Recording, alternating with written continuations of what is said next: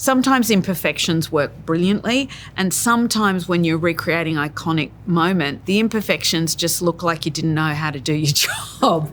So you kind of have to lean into making it more perfect than maybe it was in reality. Well, you may go to college. Hi, I'm Catherine Martin, and this is how we created and designed the costumes for Elvis. I'm a costume designer, and I co-costumed Moulin Rouge with Angus Strathy. Australia, I designed the costumes for. Gatsby, I designed the costumes for. And now I've designed the costumes for Elvis. With Elvis, we created an enormous chart of all of Elvis's jumpsuits that we pasted up on the wall. It was a very long chart. And those kind of things allows you to conceptualize a little bit how you're going to deal with that part of Elvis's costuming history. Because we only have 2.5 hours to tell the story, and it takes place from late 40s through till the late 70s, you've got to find a way of compressing a whole lot of story points. You can basically draw from the legacy of Elvis's costumes and sort of synthesize a look out of what he actually wore and imagine what he would have worn in this particular scene.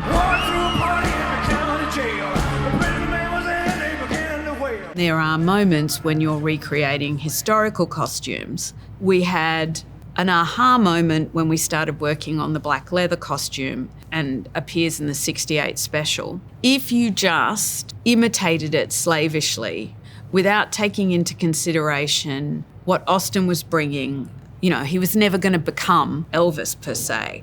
So we needed to find a way of making the historical costumes really work with him.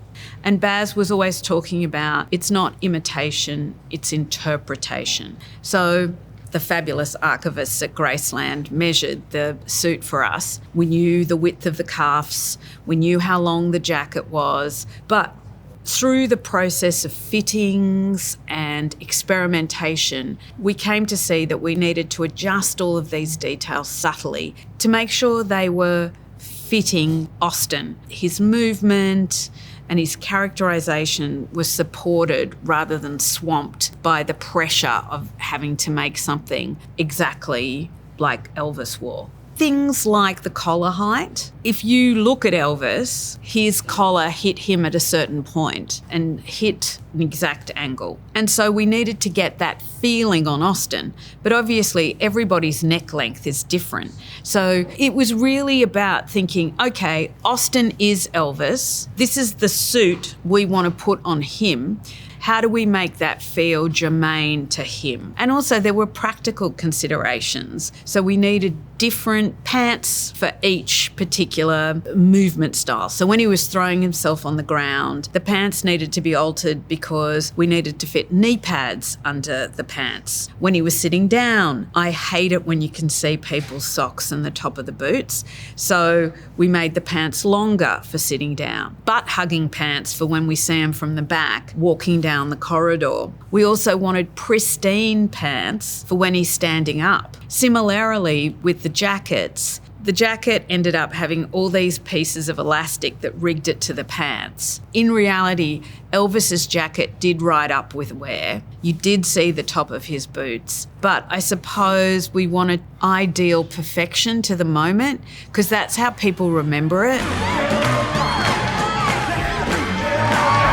I think we worked on 3 leather versions in different weights of leather because originally his suit was made out of horse leather and it was a very heavy leather. The first suit we made, Baz was concerned the leather wasn't heavy enough. So we went up a level in thickness and heaviness, and then we weren't sure, maybe that was too heavy and was too constrictive in terms of the movement. So then we went somewhere between the two, and then we had to make multiples. You always have to take into consideration the practicalities of a costume that's going to be used over and over and over again. There's a saying in costuming which is one is none. So you're not supposed to only be able to make one of anything. Multiples are incredibly important. Well, listen, I'll tell you, baby, what I'm talking about.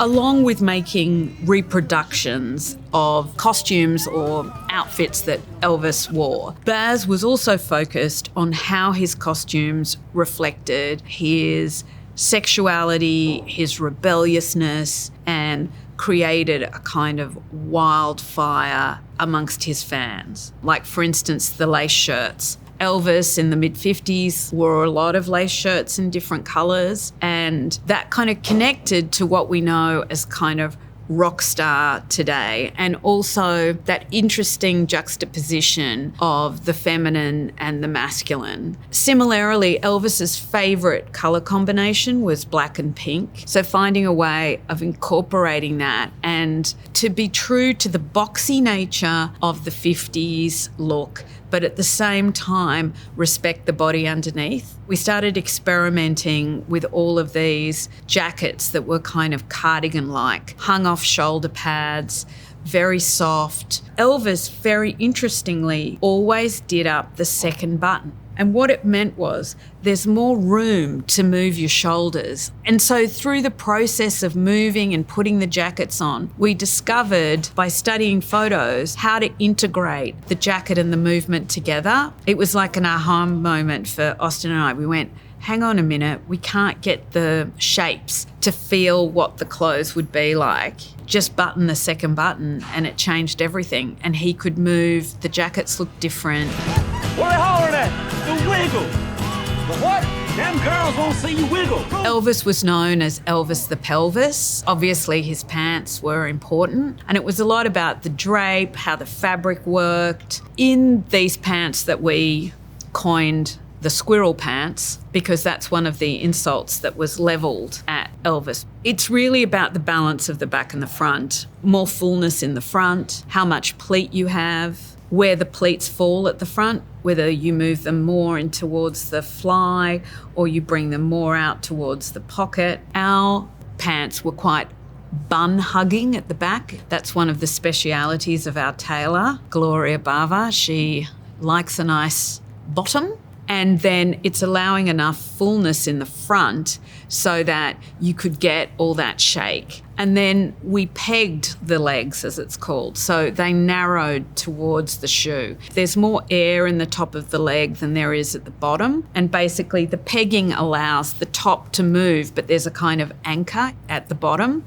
And it's just a process of experimenting to make sure you're getting exactly the right balance. You have to buy the right fabric. So it was a combination of all those things put together. You spend a lot of time trying to emulate fabrics that existed in the time. One of the interesting things about 50s suiting is there was a lot of texture, a lot more texture than we have today. And that was really hard because you just spend your time looking through tailoring fabric books, just hoping that you're going to find something that's going to match or fit what you want. I go online a lot, desperately searching. So we're in the middle of COVID and supply chains were disrupted. There were lots of restrictions and things weren't that available. So going and having natural fabrics digitally printed to replicate the texture or the print on a jacket. This is one of the tricks we use. We get a base cloth that has some kind of texture, and then digitally we reproduce the texture and then we print it on the fabric. So photographically it looks like it matches, but the texture is actually printed on to some extent.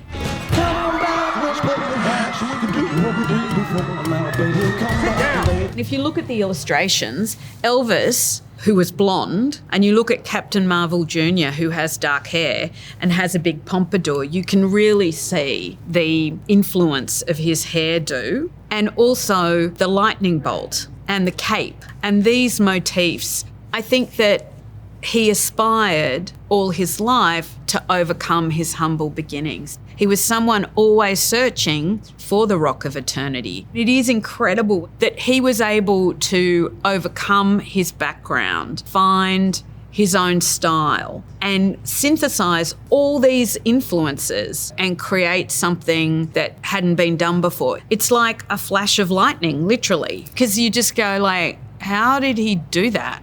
It still boggles my mind.